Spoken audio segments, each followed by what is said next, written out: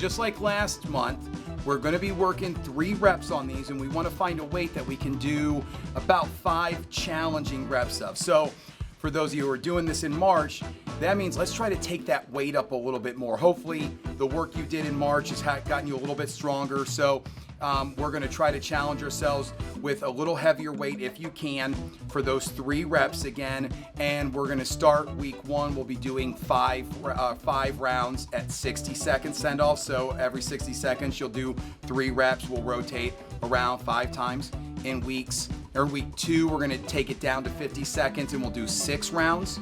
And week 3, it's going to be 45 seconds for 6 rounds. And then in week 4, we're going to go down to 45 seconds, or we're going to be 45 seconds. We're going to take it up to 7 rounds, right? So we're going to build that volume over those 4 weeks. So in that first week, remember, we're just trying to find the right weights for ourselves and see what works and learn the routine. So for example, for those chin-ups, which we're going to start with here, we're going to do 3 quality reps. And again, I want you to do a weight that you could do 5 quality reps of. Now, chin-ups are also an exercise where I would say err on the side of going a little bit lighter to make sure you get that full range of motion. Because although, I want you to work hard and it's kind of cool to have that feeling about that was tough. Remember, for these, I want you to feel like they're not hard, and I want you to do them well. So the key here is making sure you can do them well. So if you're someone who's been using a few bands, it might mean, hey, can we take one of those smaller bands off or kind of see what band combination works that's a little more challenging than we did in March, excuse me.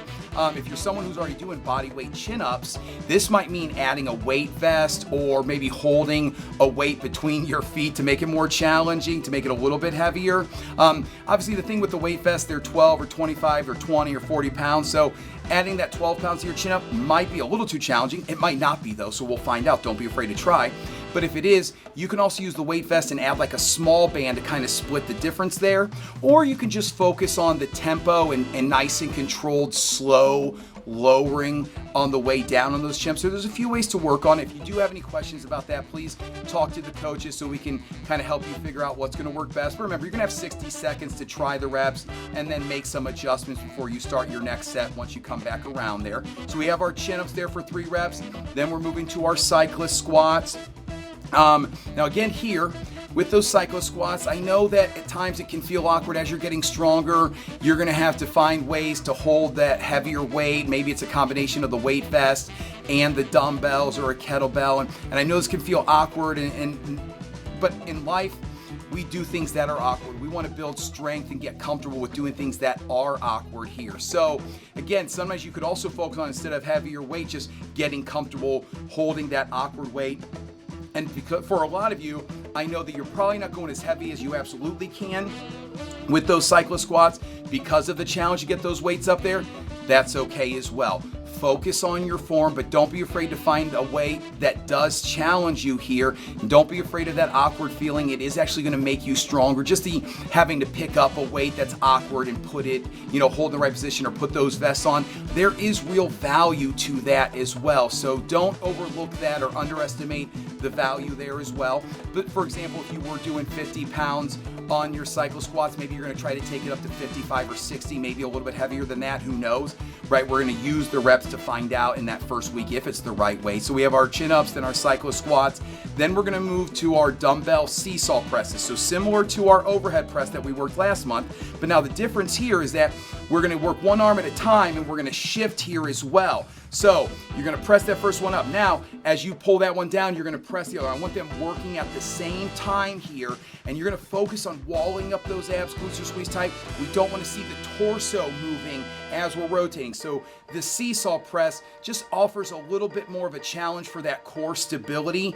So we can still go heavy with that weight, and it gives us a chance to challenge that core just a little bit more, get those muscles working for us as well. So focus on shift as you're pressing. There's that shift going on through the shoulders, but the body's not shifting or compensating at all as you're working those. And again, If you were doing 25 or 30 pounds on your overhead presses before, maybe we're gonna try to take it up to 30 to 35, something like that. Again, in that first week, again, if you're not quite sure about it, remember we're gonna use those rounds to find out.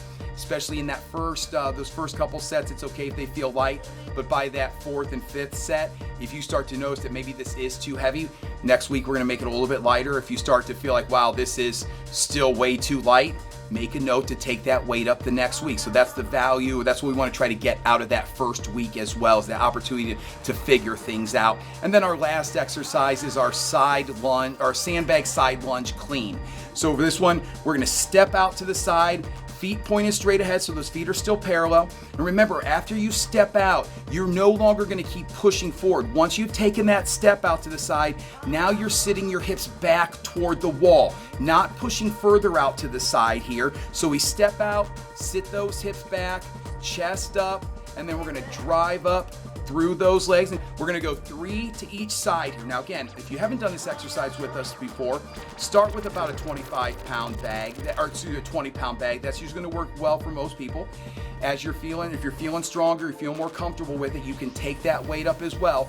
And if you've done this exercise with us, don't be afraid to challenge yourself. But this is, again, an exercise where I want you to focus more on the quality of the reps, what you're doing for those reps, and not just about it being challenging here. Use that time to get better at this exercise. So we step out to the side, and then we're going to drive up using that leg. So as you see, I step out here with my left leg. Now I'm going to press up through that left leg as hard as I can and yank that bag up into that clean position, trying to get them working at the same time. So this isn't a side lunge that you step back and then clean. You're going to clean it out of that side lunge here, okay? So we're going to go 3 to each side, and then we're going to go first week 5 rounds, and then we'll take the volume up from there. And again, in that first week, your goal should be, 1, to get comfortable and familiar with the exercises, and then find the weights that work best for you going forward. And again, in that first week, don't worry if you feel like the weights were a little too light or you didn't get as much out of that strength portion of the workout. We still have a finisher coming up that's going to help you get that burn at the end as well.